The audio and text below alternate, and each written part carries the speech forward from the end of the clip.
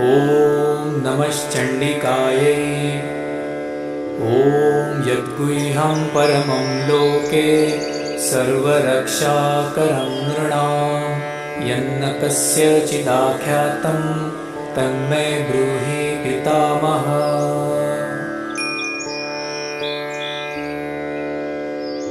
ब्रह्मोवाच अस्ति गुह्यतमं विप्रा सर्वभूतोपकारकं दिव्यास्तु कवचं पुण्यं तच्छृणुष्व महामुने।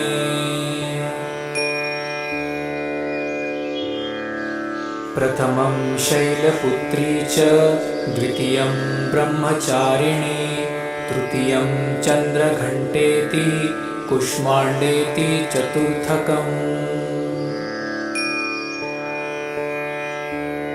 पञ्चमं स्कन्दमातेति षष्ठं कात्यायनीति च सप्तमं कालरात्रीति महागौरीति चाष्टमम्।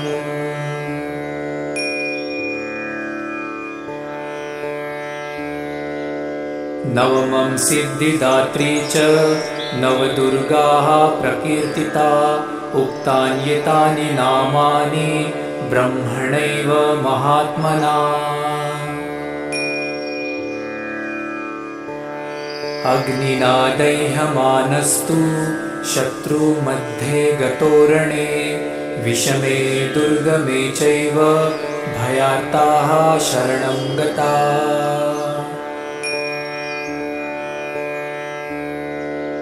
न तेषां जायते किञ्चिदशुभं रणसङ्कटे नापदं तस्य पश्यामि शोकदुःखभयं नहि।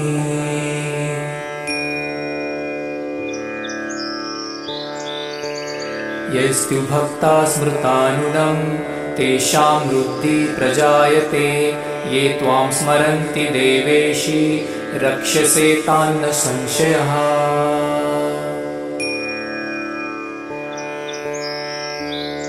प्रेतसंस्था तु चामुण्डा वाराही महिषासना ऐन्द्रीगजसमारूढा वैष्णवी गरुडासना।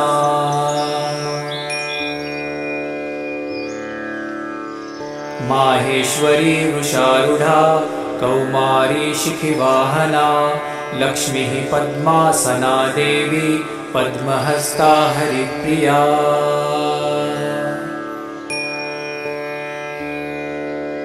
श्वेतरूपधारा देवी ईश्वरी वृषवाहना ब्राह्मी हंससमारूढा सर्वाभरणभूषिता।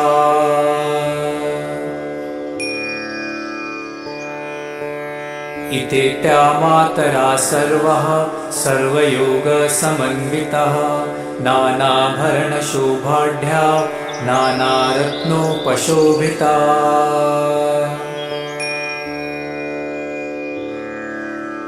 दुष्यन्ते रथमारूढा दिव्या क्रोधसमाकुला शङ्खं चक्रं गदां शक्तिं हलं च मुसलायुधम्। खेटकं तोमरं चैव परशुं पाशमेव च कुन्तायुधं त्रिशूलं च शार्ङ्गमायुधमुत्तमम्।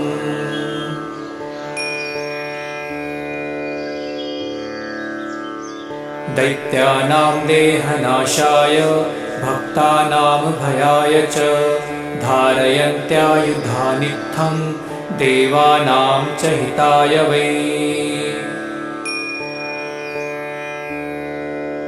नमस्तेस्तु महारौद्रे महाघोरपराक्रमे महाबले महोत्साहे महाभयविनाशिने।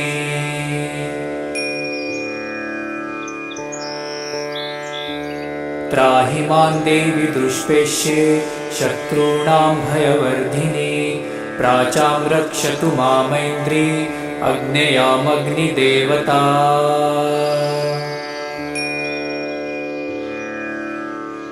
दक्षिणेवतु वाराहि नैऋत्यां खड्गधारिणी प्रतिचां वारुणी रक्षेत् वायव्यां मृगवाहिनी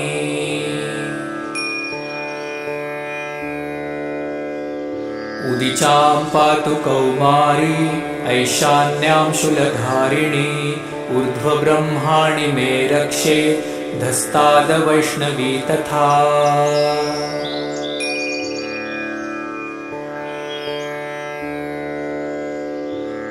एवं दश दिशो रक्षे चामुण्डा शववाहना जाया मे चाग्रतः पातु विजया पातु पृष्ठतः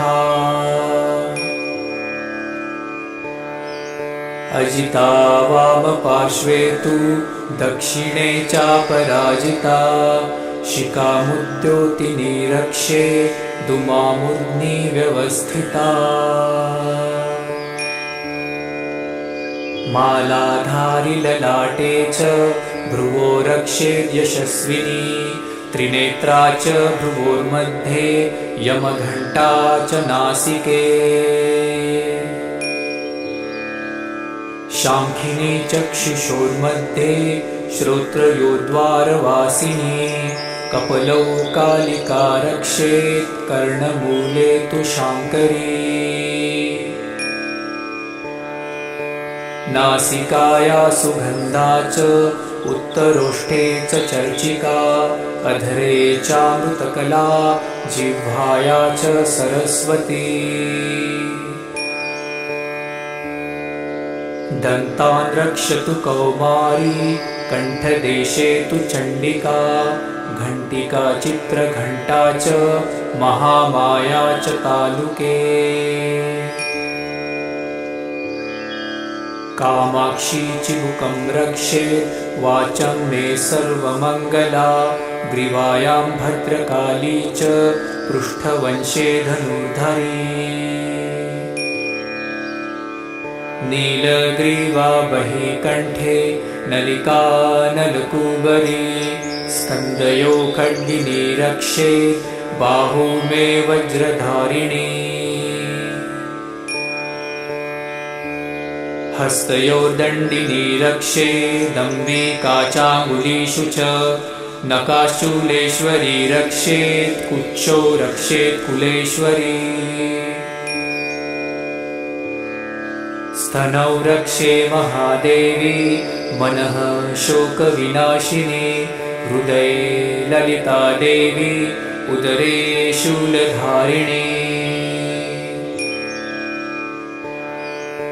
नाभौ च कामिनी रक्षेत् गुह्यं गुह्येश्वरी तथा पुतना कामिका मेढ्रं गुहे महिषवाहिनी कट्यां भगवतीं रक्षे जानुनी विन्ध्यवासिनी जङ्गे महाबला रक्षेत् सर्वकामप्रदायिनी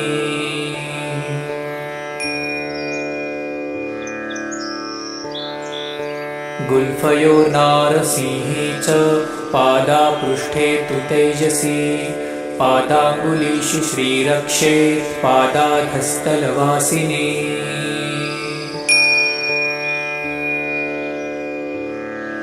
नखान्दंष्ट्राकराली च केशांश चैवोर्ध्वकेशिनी रोमकूपेषु कौबेरी त्वचं वागेश्वरी तथा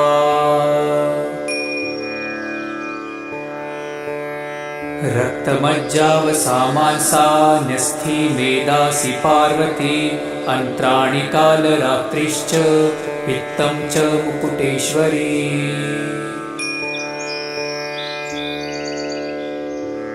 पद्मावती पद्मकोशे कफे चूडामणिस्तथा ज्वालामुखी नखज्वाला मभेद्या सर्वसन्धिषु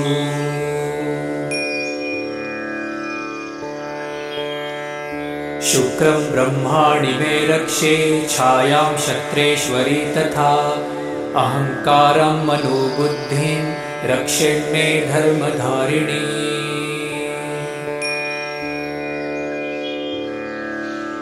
प्राणापानौ तथा व्यानमुदानं च समानकं वज्रहस्ता च मे रक्षे प्राणं कल्याणशोभना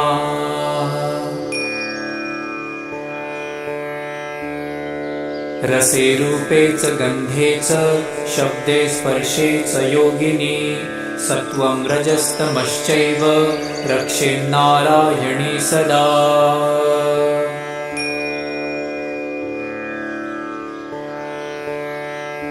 आयु रक्षतु वाराही धर्म रक्षतु वैष्णवी यशिहा कीर्ति च लक्ष्मीं च धनं विद्यां च चक्रिणी।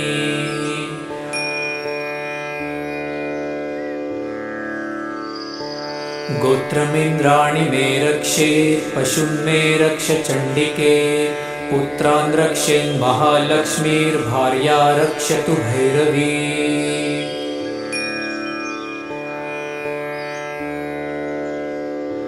पन्थानं सुपथा रक्षेन्मार्गक्षेम करी तथा राजद्वारे महालक्ष्मीर्विजया सर्वतः स्थिता।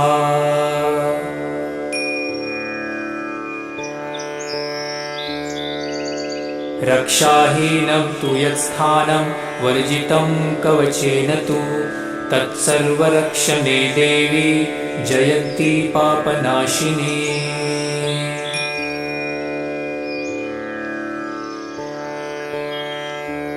पदमेकं न गच्छेतु यदिच्छेच्छुभमात्मनः कवचेनावृतो नित्यं यत्र यत्रैव गच्छति।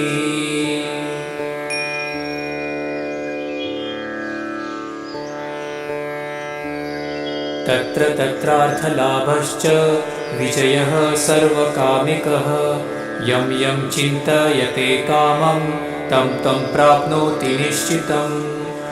परमेश्वर्यमतुलं प्राप्तसे भूतले पुमान्।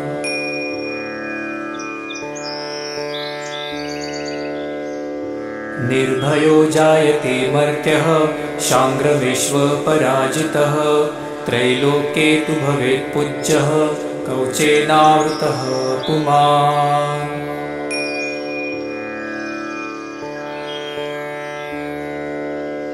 इदं तु देव्यः कवचं देवानामपि दुर्लभं यः पठे प्रयतो नित्यं त्रिसन्ध्यं श्रद्धयान्वितः।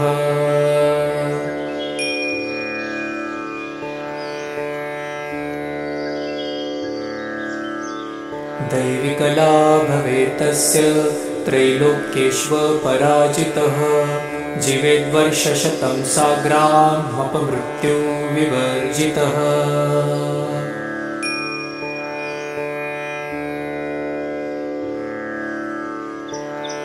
नश्यन्ति व्याधयः सर्वे लूता विस्फोटकादयः स्थावरं जङ्गमं चैव कृत्रिमं चापि यद्विषम्।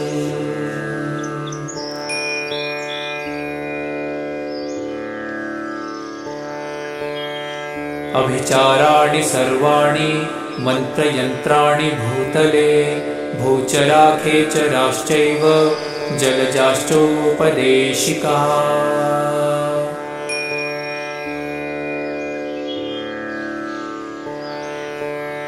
सहजाकुलजामाला डाकिनी शाकिनी तथा अन्तरिक्षचराघोरा डाकिन्यश्च महाबला।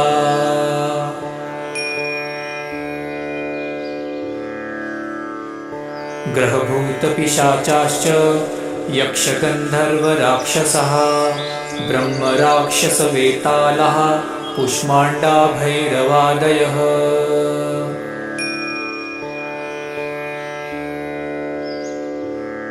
नश्यन्ति दर्शनातस्य कवचे हृदि संस्थिते मनोन्नतिर्भवेद्राज्यं तेजो वृद्धिकरं परम्।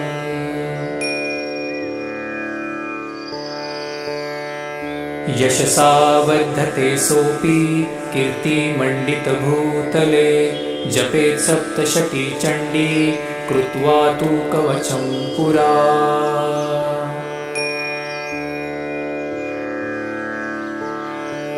यावद्भूमण्डलं धत्ते सशैलवनकाननं तावत्तिष्ठति मेदिनयां सन्ततिः पुत्रपौत्रिकी।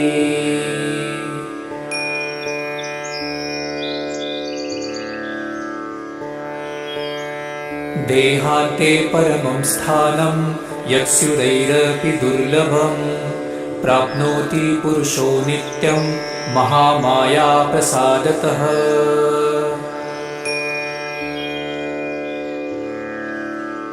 लभते परमं रूपं शिवेन सह मोदते।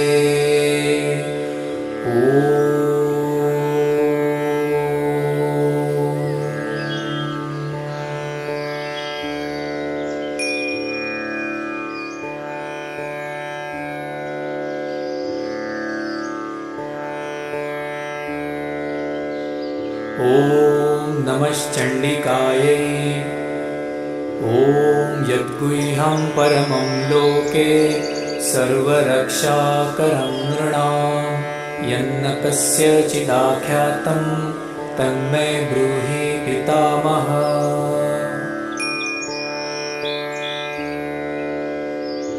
ब्रह्मोवाच अस्ति गुह्यतमं विप्रा सर्वभूतोपकारकं दिव्यास्तु कवचं पुण्यं तशृणुष्व महामुने।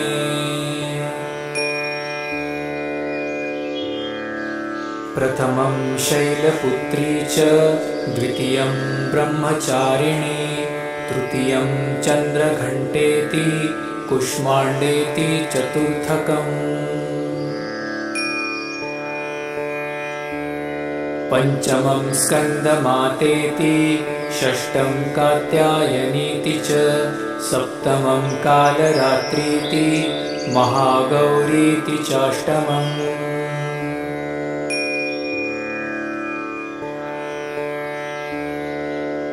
नवमं सिद्धिदात्री च नवदुर्गाः प्रकीर्तिता उक्तान्येतानि नामानि ब्रह्मणैव महात्मना। अग्निना दह्यमानस्तु शत्रुमध्ये गतोरणे विषमे दुर्गमे चैव भयार्ताः शरणं गता।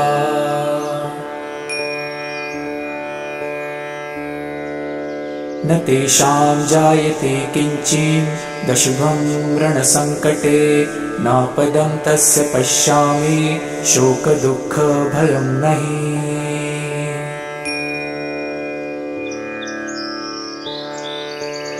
यैस्तु भक्ता स्मृतानुनं तेषां वृद्धि प्रजायते ये त्वां स्मरन्ति देवेशि रक्षसे तान्न संशयः।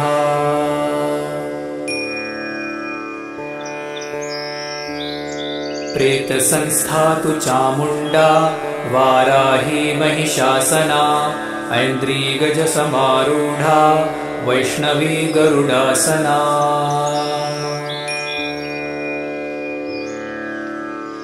माहेश्वरी वृषारूढा कौमारी शिखिवाहना लक्ष्मीः पद्मासना देवी पद्महस्ता हरिप्रिया।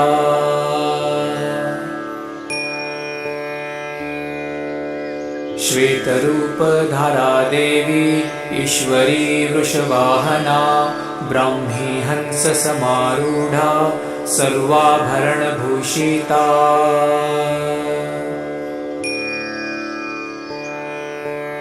इतेत्या मातरा सर्वः सर्वयोगसमन्वितः नानाभरणशोभाढ्या नानारत्नोपशोभिता।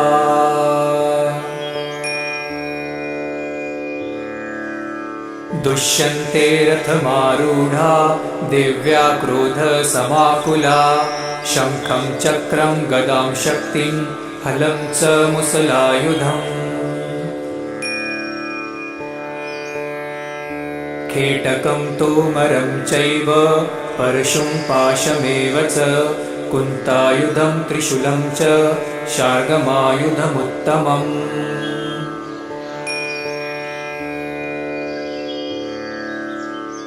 दैत्यानां देहनाशाय भक्तानां भयाय च धारयन्त्यायुधानित्थं देवानां च हिताय वै। नमस्तेस्तु महारौद्रे महाघोरपराक्रमे महाबले महोत्साहे महाभयविनाशिने।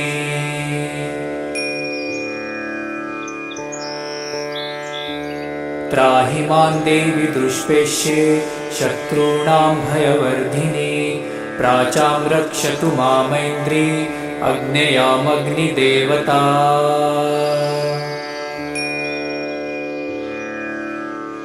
दक्षिणेवतु वाराहि नैऋत्यां खड्गधारिणी। प्रतीचां वारुणी रक्षेत् वायव्यां मृगवाहिनी।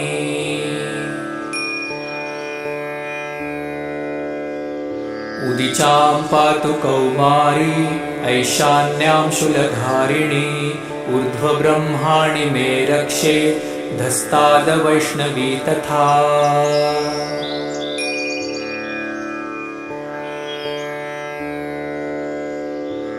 एवं दशदिशो रक्षे चामुण्डा शववाहना। जायामे चाग्रतः पातु विजया पातु पृष्ठतः। अजिता वामपार्श्वे तु दक्षिणे चापराजिता। शिखामुद्योतिनी रक्षे दुमामूर्ध्नि व्यवस्थिता। मालाधारि ललाटे च भ्रुवो रक्षेत् यशस्विनी। त्रिनेत्रा च भ्रुवोर्मध्ये यमघण्टा च नासिके। शाङ्खिनी चक्षुषोर्मध्ये श्रोत्रयोद्वारवासिनी। कपलौ कालिका रक्षेत् कर्णमूले तु शाङ्करी। नासिकाया सुगन्धा च उत्तरोष्ठे च चर्चिका। अधरे चामृतकला जिह्वाया च सरस्वती। दन्तान् रक्षतु कौमारी कण्ठदेशे तु चण्डिका। घण्टिका चित्रघण्टा च महामाया च तालुके। कामाक्षी चिबुकं रक्षेत् वाचं मे सर्वमङ्गला। ग्रीवायां भद्रकाली च पृष्ठवंशे धनुर्धरी। नीलग्रीवा बहिकण्ठे नलिका नलकूबरी। स्कन्दयो खड्गिनी रक्षेत् बाहू मे वज्रधारिणी। हस्तयोर्दण्डिनी रक्षेदम्बिका चाङ्गुलीषु च। नखाशूलेश्वरी रक्षेत् कुक्षौ रक्षेत् कुलेश्वरी। स्तनौ रक्षे महादेवी मनः शोकविनाशिनी। हृदये ललिता देवी उदरे शूलधारिणी। नाभौ च कामिनी रक्षेत् गुह्यं गुह्येश्वरी तथा। पुतना कामिका मेढ्रं गुहे महिषवाहिनी।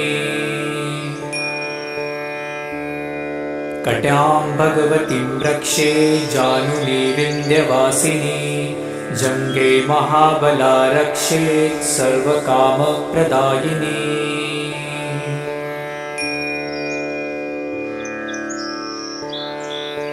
गुल्फयोर्नारसिंही च पादा पृष्ठे तु तेजसी।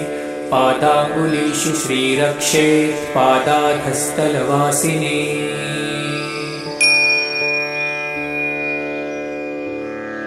नखान्दंष्ट्राकराली च केशांश चैवोर्ध्वकेशिनी।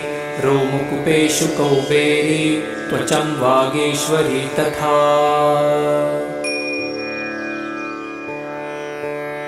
रक्तमज्जावसामांसा न्यस्थी मेदासि पार्वती।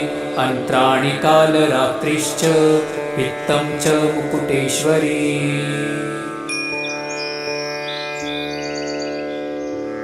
पद्मावती पद्मकोशे कफे चूडामणिस्तथा ज्वालामुखी नखज्वालामभिद्या सर्वसन्धिषु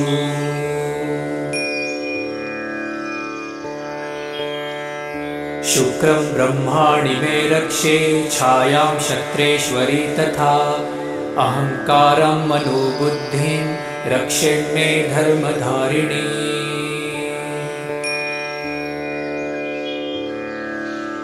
प्राणापानौ तथा व्यानमुदानं च समानकं वज्रहस्ता च मे रक्षे प्राणं कल्याणशोभना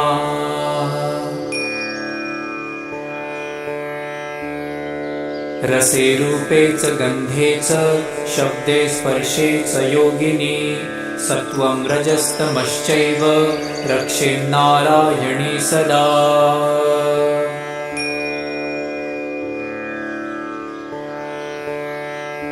आयु रक्षतु वाराही धर्म रक्षतु वैष्णवी यशिहा कीर्ति च लक्ष्मीं च धनं विद्यां च चक्रिणी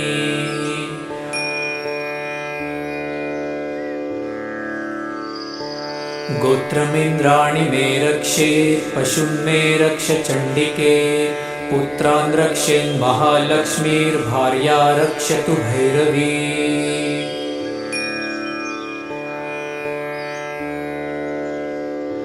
पन्थानं सुपथा रक्षेन्मार्गक्षेमकरी तथा राजद्वारे महालक्ष्मीर्विजया सर्वतः स्थिता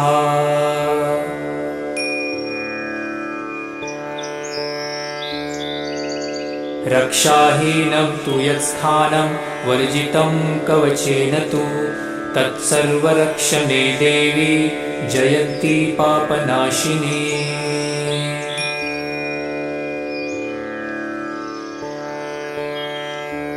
पदमेकं न गच्छेतु यदिच्छेच्छुभमात्मनः कवचेनावृतो नित्यं यत्र यत्रैव गच्छति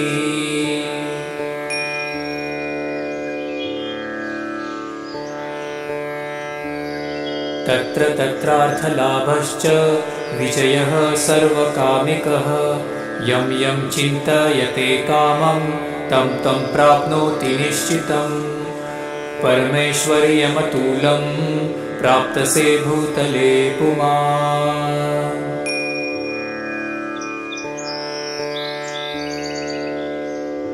निर्भयो जायते मर्त्यः शाङ्ग्रविश्वपराजितः त्रैलोक्ये तु भवेत् पूज्यः कवचेनावृतः पुमान्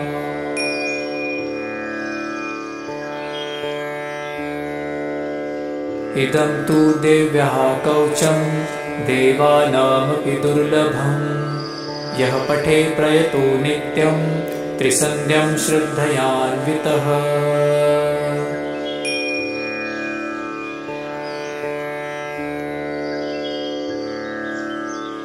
दैविकला भवेत् तस्य त्रैलोक्येष्वपराजितः जीवेद्वर्षशतं साग्रामपमृत्यु विवर्जितः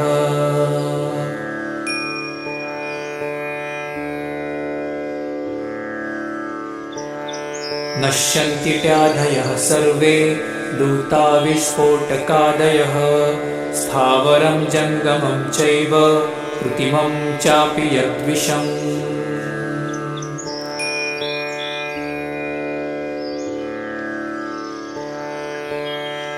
अभिचाराणि सर्वाणि मन्त्रयन्त्राणि भूतले भूचराखेचराश्चैव जलजाश्चोपदेशिकाः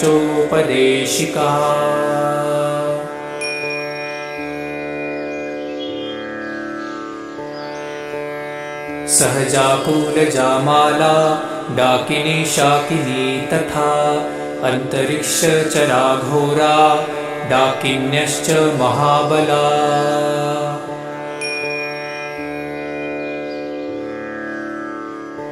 ग्रहभूतपिशाचाश्च यक्षगन्धर्वराक्षसः ब्रह्मराक्षसवेतालः कुष्माण्डाभैरवादयः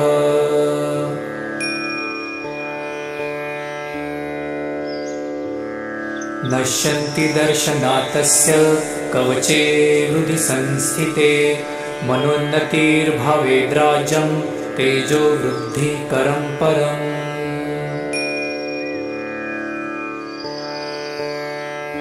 यशसा वर्धते सोऽपि कीर्तिमण्डितभूतले जपेत् सप्तशती चण्डी कृत्वा तु कवचं पुरा।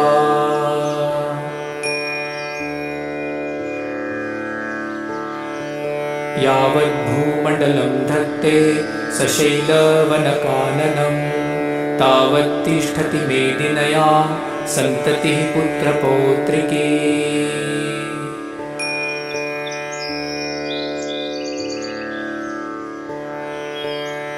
देहान्ते परमं स्थानं यत्स्युदैरपि दुर्लभं प्राप्नोति पुरुषो नित्यं महामाया प्रसादतः।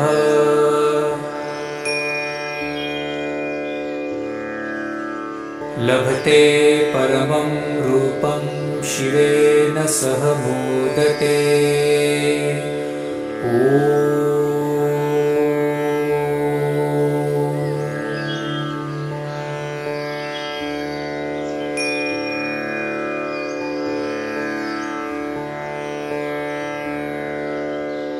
ॐ नमश्चण्डिकायै।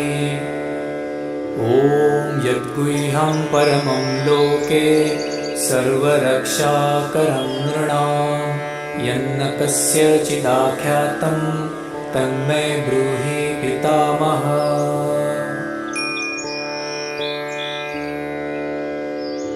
ब्रह्मोवाच अस्ति गुह्यतमं विप्रा सर्वभूतोपकारकं दिव्यास्तु कवचं पुण्यं तशृणुष्व महामुने।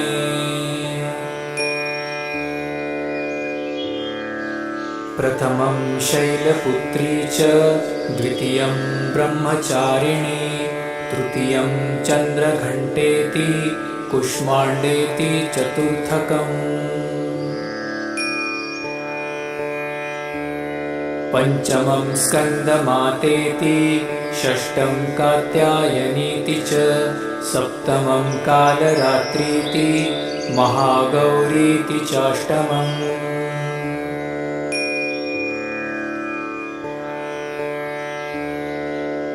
नवमं सिद्धिदात्री च नवदुर्गाः प्रकीर्तिता उक्तान्येतानि नामानि ब्रह्मणैव महात्मना।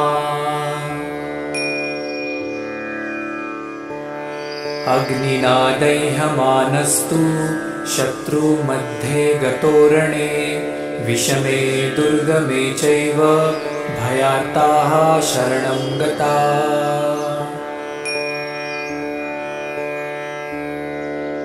न तेषां जायते किञ्चिदशुभं रणसङ्कटे नापदं तस्य पश्यामि शोकदुःखभयं नहि।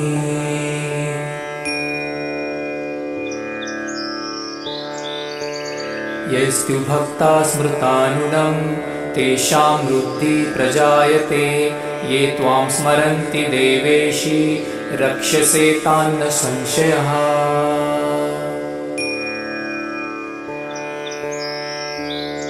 प्रेतसंस्था तु चामुण्डा वाराही महिषासना ऐन्द्रीगजसमारूढा वैष्णवी गरुडासना।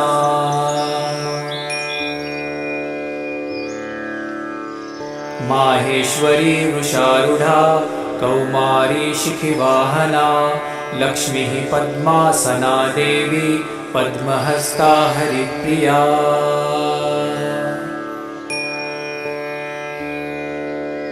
श्वेतरूपधरा देवी ईश्वरी वृषवाहना ब्राह्मी हंससमारूढा सर्वाभरणभूषिता।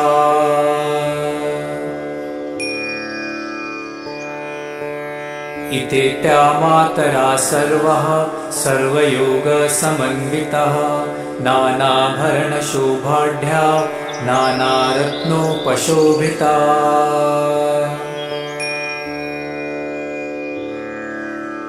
दुष्यन्ते रथमारूढा दिव्या क्रोधसमाकुला शङ्खं चक्रं गदां शक्तिं हलं च मुसलायुधम्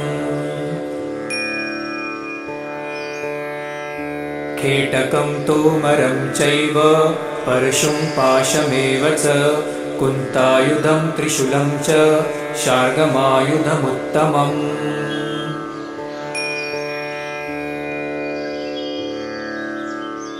दैत्यानां देहनाशाय भक्तानां भयाय च धारयन्त्यायुधानित्थं देवानां च हिताय वै नमस्तेस्तु महारौद्रे महाघोरपराक्रमे महाबले महोत्साहे महाभयविनाशिने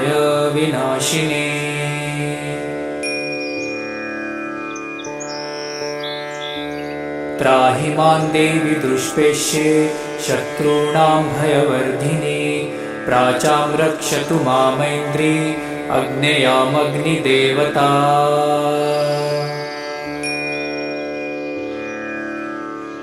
दक्षिणेवतु वाराहि नैऋत्यां खड्गधारिणी प्रतिचां वारुणी रक्षेत् वायव्यां मृगवाहिनी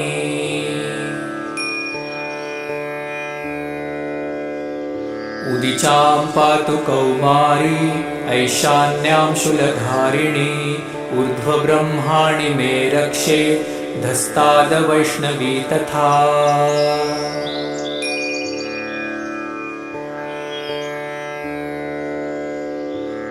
एवं दशदिशो रक्षे चामुण्डा शववाहना जायामे चाग्रतः पातु विजया पातु पृष्ठतः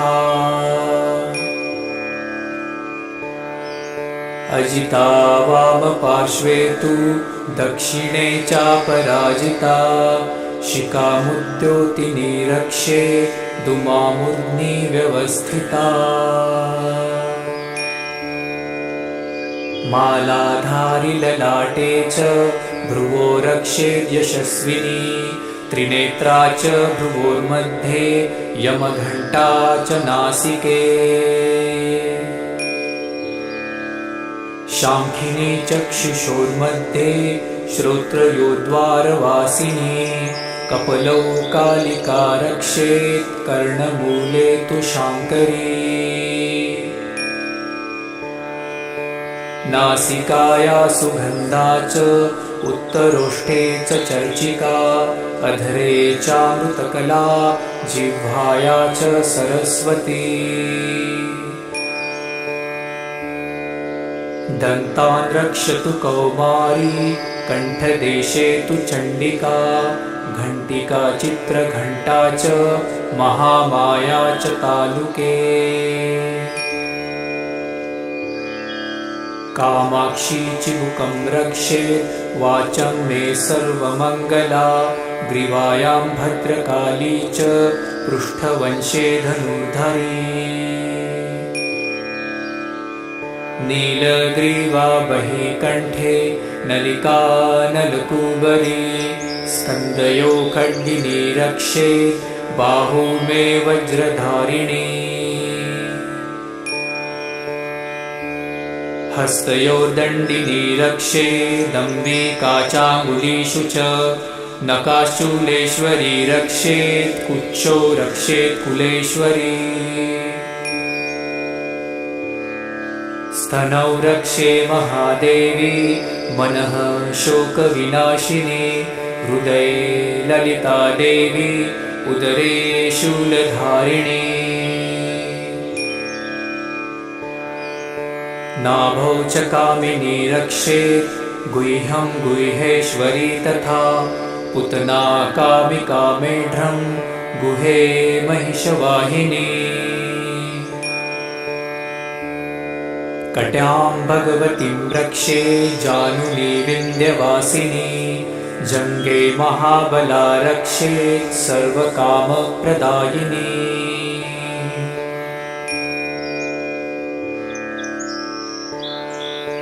गुल्फयोर्नारसिंहे च पादापृष्ठे तु तेजसी पादाङ्गुलीषु श्रीरक्षे पादाधस्तलवासिनी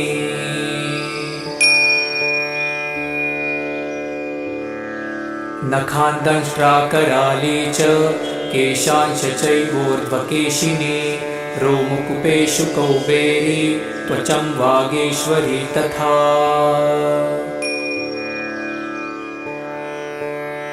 रक्तमज्जावसामांसा न्यस्थी मेदासि पार्वती अन्त्राणि कालरात्रिश्च पित्तं च मुकुटेश्वरी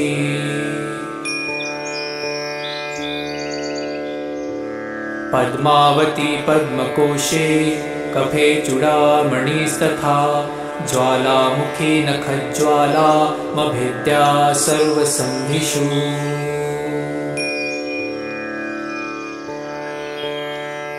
शुक्रं ब्रह्माणि मे रक्षे छायां शक्रेश्वरी तथा अहङ्कारं मनोबुद्धिं रक्षेन्मे धर्मधारिणी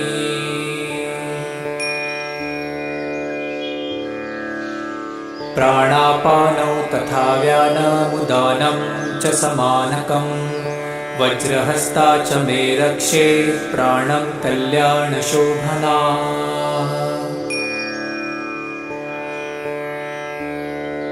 रसे रूपे च गन्धे च शब्दे स्पर्शे च योगिनी सत्त्वं रजस्तमश्चैव रक्षेन्नारायणी सदा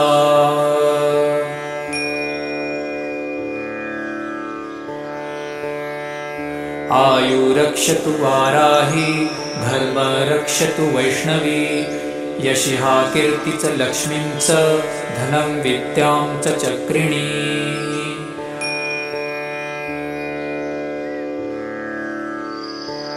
गोत्रमिन्द्राणि मे रक्षे पशून् मे रक्ष चण्डिके पुत्रान् रक्षेन्महालक्ष्मीर्भार्या रक्षतु भैरवी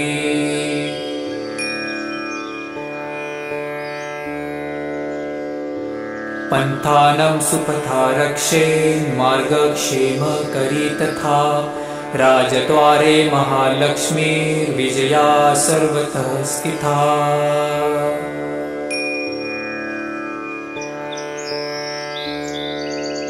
रक्षाहीनं तु यत्स्थानं वर्जितं कवचेन तु तत्सर्वरक्ष मे देवी जयन्ती पापनाशिनी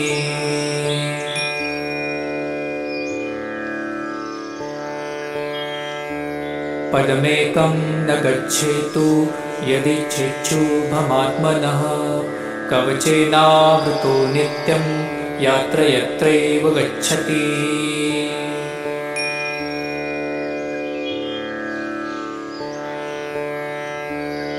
तत्र तत्रार्थलाभश्च विजयः सर्वकामिकः यं यं चिन्तयते कामं तं तं प्राप्नोति निश्चितम् परमेश्वर्यमतुलं प्राप्तसे भूतले पुमान्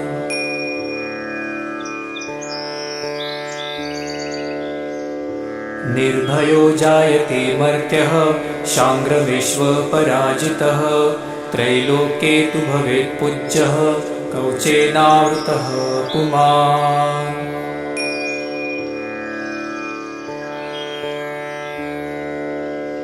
इदं तु देव्यः कवचं देवानामपि दुर्लभं यः पठे प्रयतो नित्यं त्रिसन्ध्यं श्रद्धयान्वितः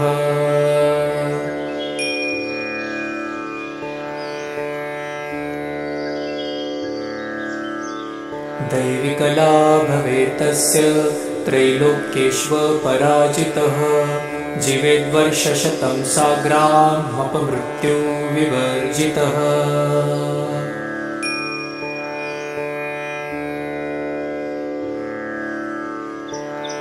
नश्यन्ति त्याधयः सर्वे लूता विस्फोटकादयः स्थावरं जङ्गमं चैव कृत्रिमं चापि यद्विषम्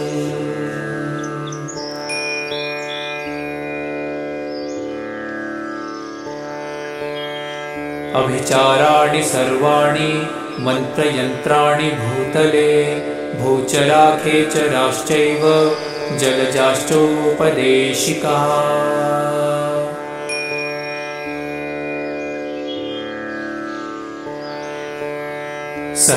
सहजाकुलजामाला डाकिनी शाकिनी तथा अन्तरिक्षचराघोरा डाकिन्यश्च महाबला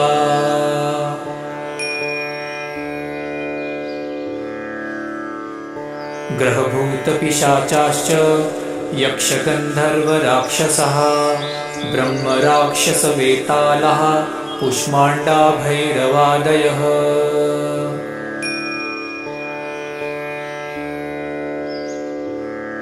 नश्यन्ति दर्शनातस्य कवचे हृदि संस्थिते मनोन्नतिर्भवेद्राज्यं तेजो वृद्धिकरं परम्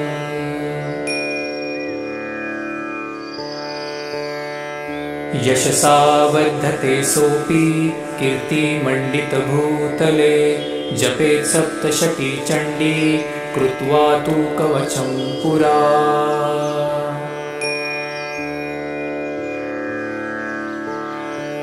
यावद्भूमण्डलं धत्ते सशैलवनकाननं तावत्तिष्ठति मेदिन्यां सन्ततिः पुत्रपौत्रिकी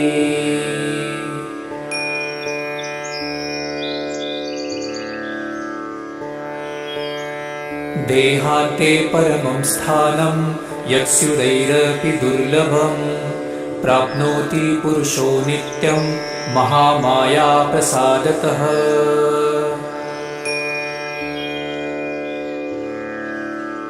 लभते परमं रूपं शिवेन सह मोदते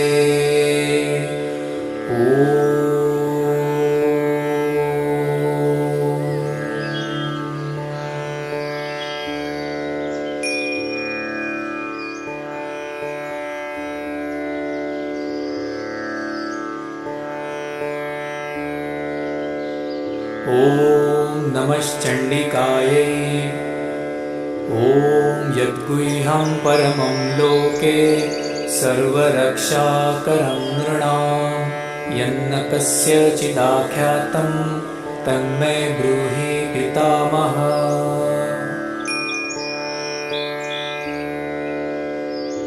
ब्रह्मोवाच अस्ति गुह्यतमं विप्रा सर्वभूतोपकारकं दिव्यास्तु कवचं पुण्यं तशृणुष्व महामुने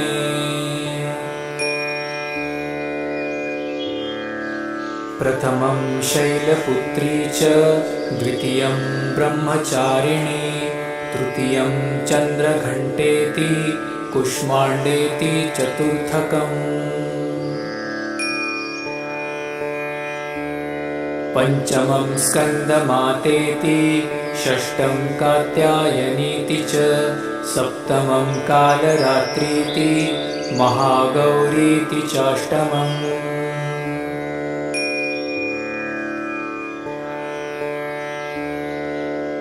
नवमं सिद्धिदात्री च नवदुर्गाः प्रकीर्तिता उक्तान्येतानि नामानि ब्रह्मणैव महात्मना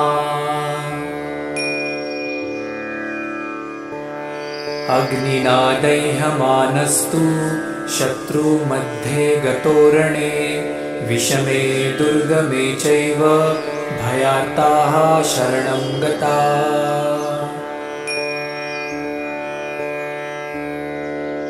न तेषां जायते किञ्चिदशुभं रणसङ्कटे नापदं तस्य पश्यामि शोकदुःखभयं नहि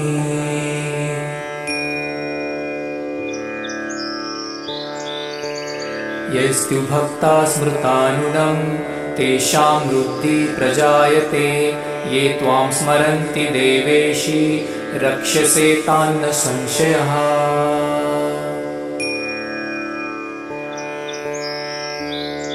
प्रेतसंस्था तु चामुण्डा वाराही महिषासना ऐन्द्रीगजसमारूढा वैष्णवी गरुडासना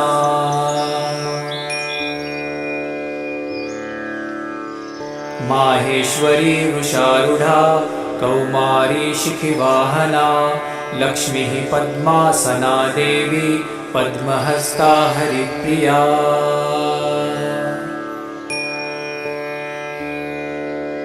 श्वेतरूपधारा देवी ईश्वरी वृषवाहना ब्राह्मी हंससमारूढा सर्वाभरणभूषिता।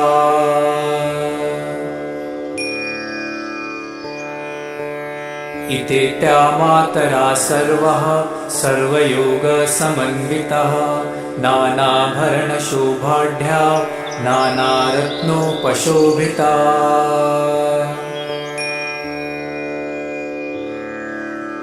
दुष्यन्ते रथमारूढा दिव्या क्रोधसमाकुला शङ्खं चक्रं गदां शक्तिं हलं च मुसलायुधम्। खेटकं तोमरं चैव परशुं पाशमेव च कुन्तायुधं त्रिशूलं च शार्ङ्गमायुधमुत्तमम्।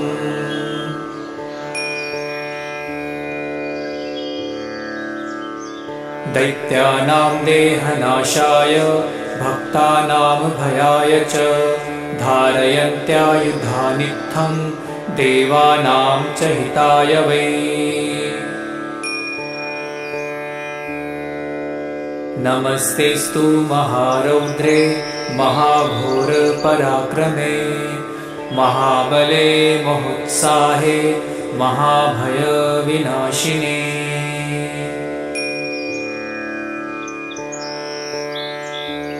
त्राहि मां देवि दुष्पेष्ये शत्रूणां भयवर्धिनी प्राचां रक्षतु मामैन्द्री अग्नेयामग्निदेवता।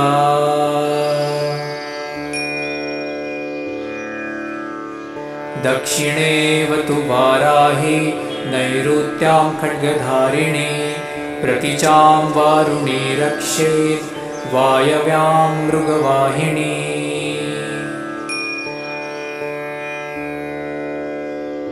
उदिचां पातु कौमारी ऐशान्यां शूलधारिणी ऊर्ध्वब्रह्माणि मे रक्षेत् धस्तादवैष्णवी तथा।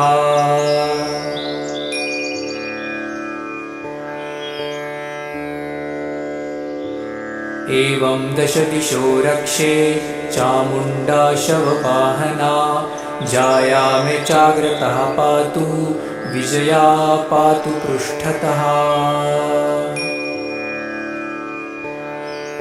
अजिता वामपार्श्वे तु दक्षिणे चापराजिता शिखामुद्योतिनी रक्षे दुमामूर्ध्नि व्यवस्थिता।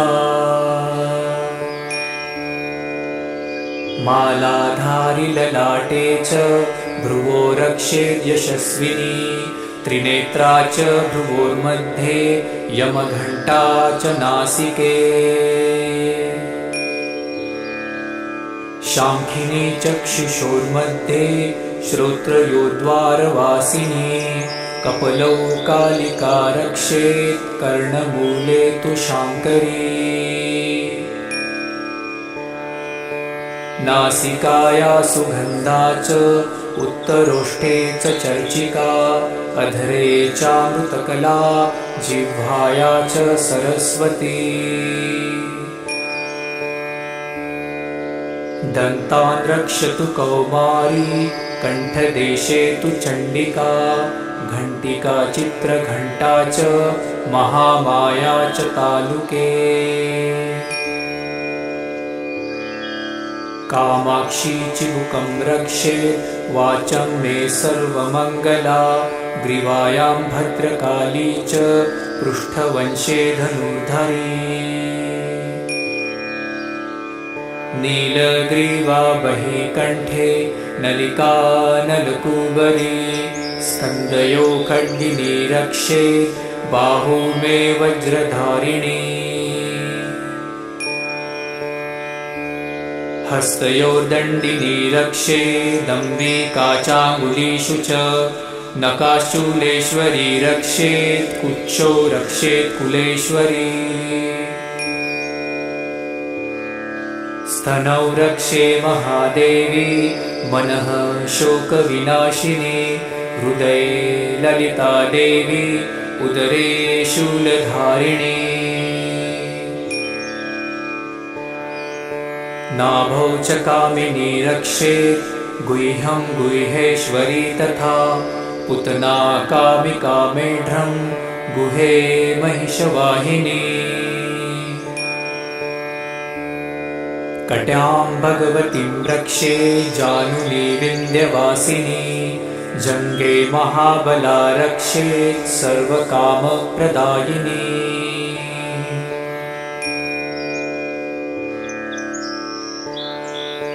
गुल्फयोर्नारसिंही च पादापृष्ठे तु तेजसी पादाङ्गुलीषु श्रीरक्षेत् पादाधस्तलवासिनी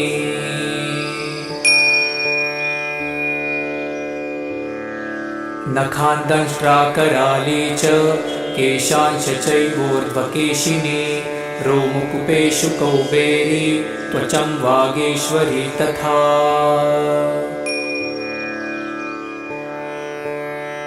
रक्तमज्जावसामांसा न्यस्थी मेदासि पार्वती अन्त्राणि कालरात्रिश्च पित्तं च मुकुटेश्वरी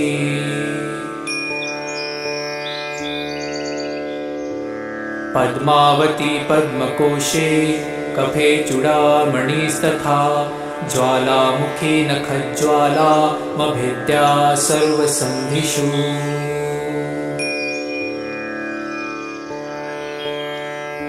शुक्रं ब्रह्माणि मे रक्षे छायां शक्रेश्वरी तथा अहङ्कारं मनोबुद्धिं रक्षेन्मे धर्मधारिणी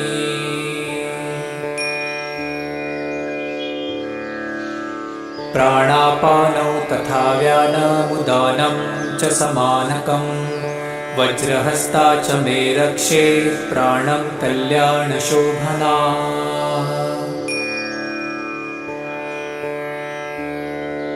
रसे रूपे च गन्धे च शब्दे स्पर्शे च योगिनी सत्त्वं रजस्तमश्चैव रक्षेन्नारायणी सदा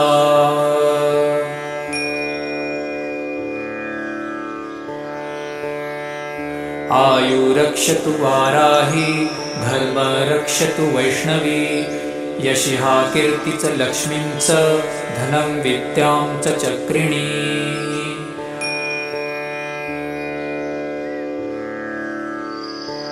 गोत्रमिन्द्राणि मे रक्षे पशुं मे रक्ष चण्डिके पुत्रान् रक्षेन्महालक्ष्मीर्भार्या रक्षतु भैरवी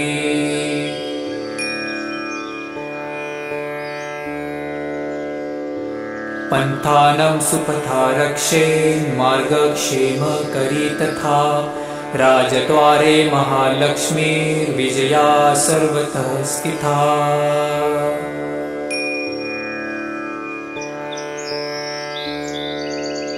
रक्षाहीनं तु यत्स्थानं वर्जितं कवचेन तु तत्सर्वरक्ष मे देवी जयन्ती पापनाशिनी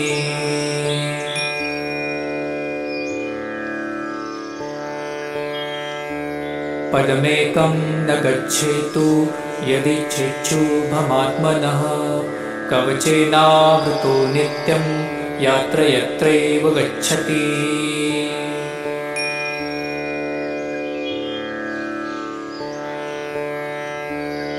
तत्र तत्रार्थलाभश्च विजयः सर्वकामिकः यं यं चिन्तयते कामं तं तं प्राप्नोति निश्चितम् परमेश्वर्यमतुलं प्राप्तसे भूतले पुमान्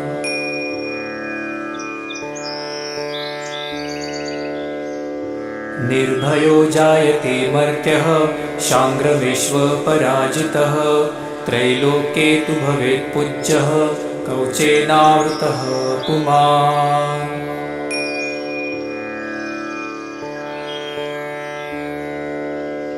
इदं तु देव्यः कवचं देवानामपि दुर्लभं यः पठे प्रयतो नित्यं त्रिसन्ध्यं श्रद्धयान्वितः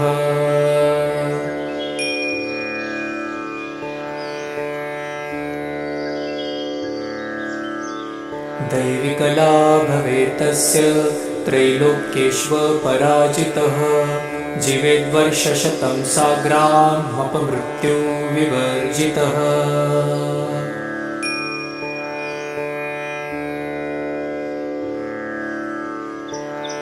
नश्यन्ति त्याधयः सर्वे दूता विस्फोटकादयः स्थावरं जङ्गमं चैव कृत्रिमं चापि यद्विषम्।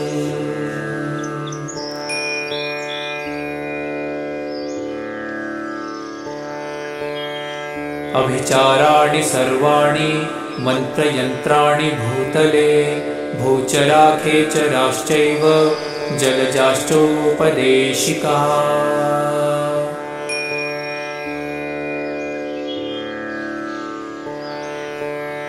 सहजाकुलजामाला डाकिनी शाकिनी तथा अन्तरिक्षचराघोरा डाकिन्यश्च महाबला।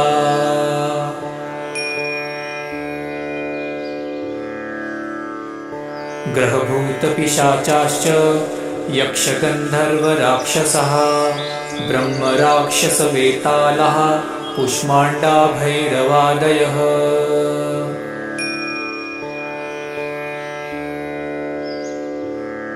नश्यन्ति दर्शनातस्य कवचे हृदि संस्थिते मनोन्नतिर्भवेद्राज्यं तेजो वृद्धिकरं परम्।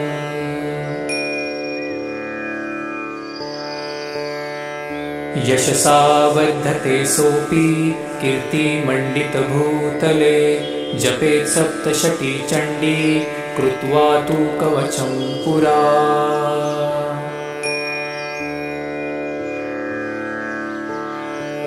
यावद्भूमण्डलं धत्ते सशैलवनकाननं तावत्तिष्ठति मेदिन्यां सन्ततिः पुत्रपौत्रिकी।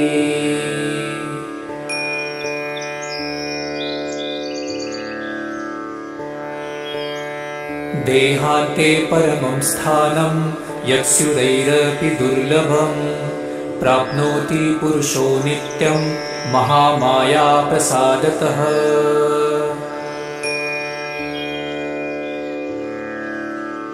लभते परमं रूपं शिवेन सह मोदते। ॐ